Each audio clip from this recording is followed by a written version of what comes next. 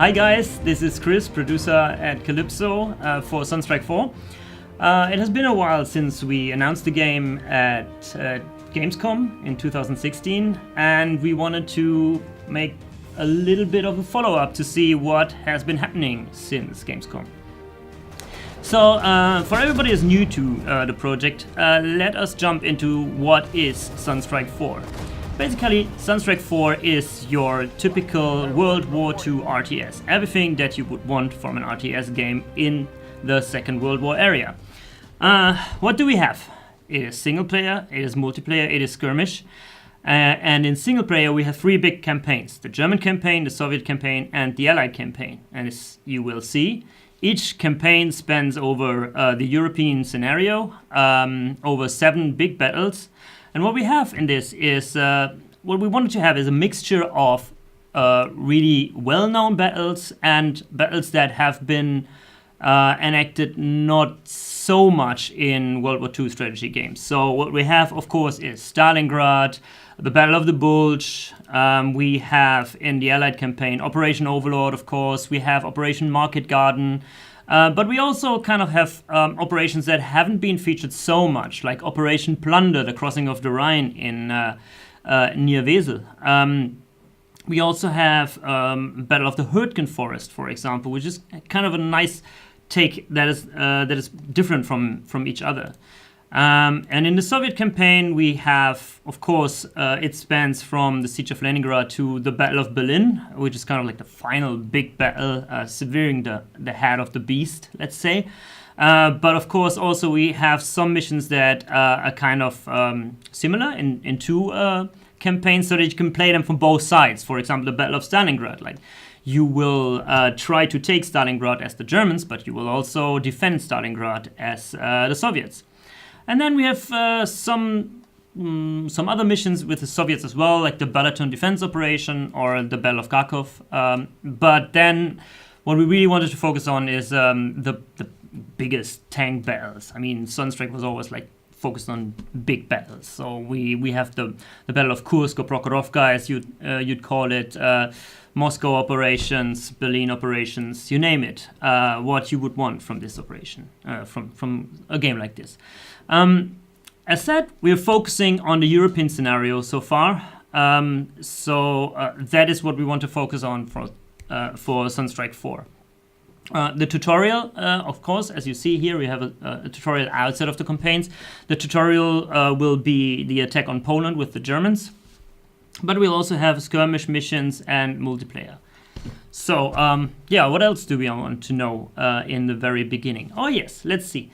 If you jump into one of the missions, let's say we jump into the Soviet campaign and into the Siege of Leningrad. So, normally, what you get is a kind of a historical background on each mission, kind of what happened here, why are you here, what is the mission goal, and then you will jump into the mission and you will choose from one of 3 different generals, like what we call it the doctrine. You're not directly playing these generals, but your main character, or the character that you're portraying, is following the doctrines of these historical characters. For the Soviets, we have Rokossovsky, we have Zhukov, and we have Zhukov.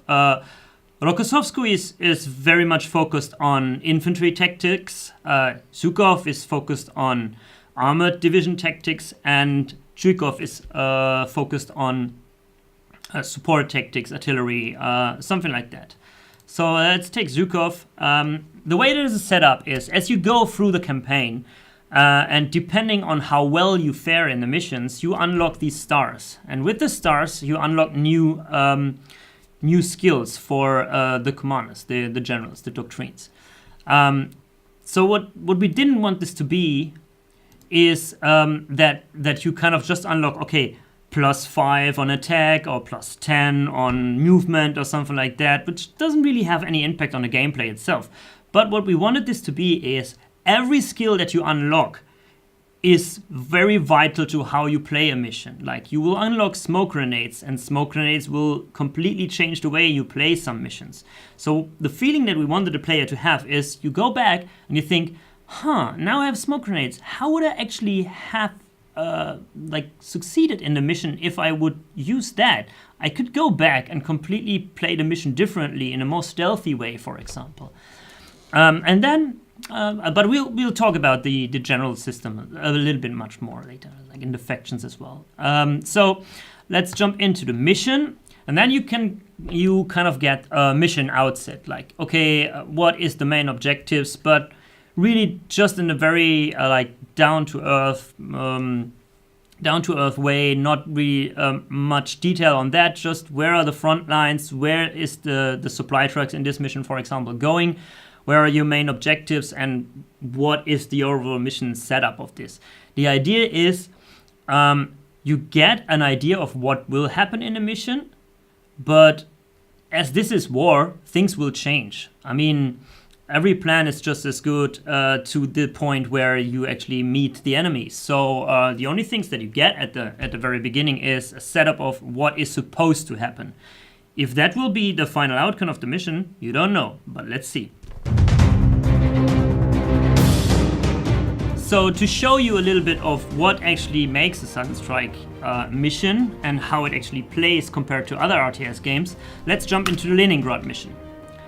Okay, you'll get kind of a small fly-in into the mission, let's say, and this mission I believe we didn't show so much so far. The setup of this is Leningrad was besieged from the west, from the Germans, and what the Russians did was set up a road through or over the frozen lake Ladoga on the east side of Leningrad, and bring in supplies. That's why the road was called the Road of Life. And your mission or your objective in this mission is to secure the road over Lake Ladoga and protect the convoys coming through from the German attacks from the west. What you initially, from the very get-go, see in a mission of Sunstrike is that you have no base building in this. So compared to other RTS series, there's no base building. You have to completely work with what you have. So the units that you get at the beginning of the mission are crucial, and you need to take care of each and every unit and see what its pros and cons are and how you work with them.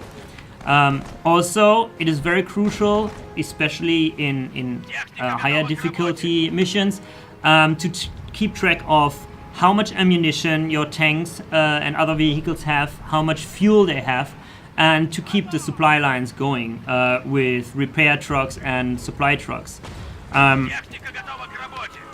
Being kind of historically accurate is also that you can't repair armor of vehicles, for example, but you can repair critical damages. Like, for example, if you see this BT-7M light tank, the units or the icons that you see down here is the engine can be damaged, the tracks can be damaged, the turret can be damaged, or it can have too little crew in it. So that's all the critical damages that can happen to something like this.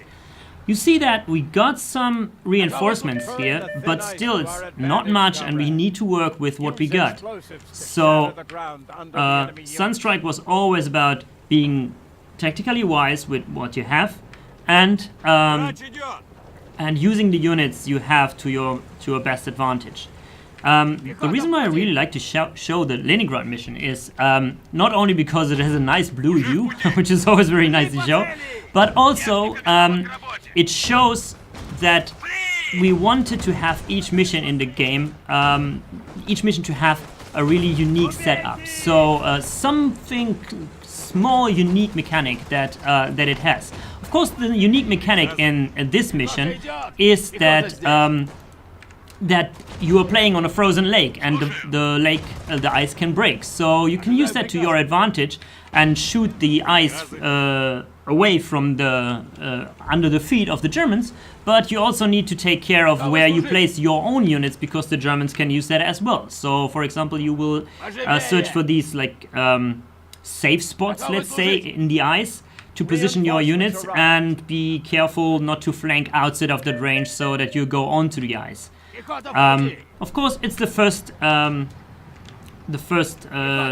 Soviet mission, so it's not that hard, and it's only like a small set of units that you come up with, but it's still kind of a unique mechanic in it, and that's what we want to have with each and every unit in with each and every mission in Sunstrike 4.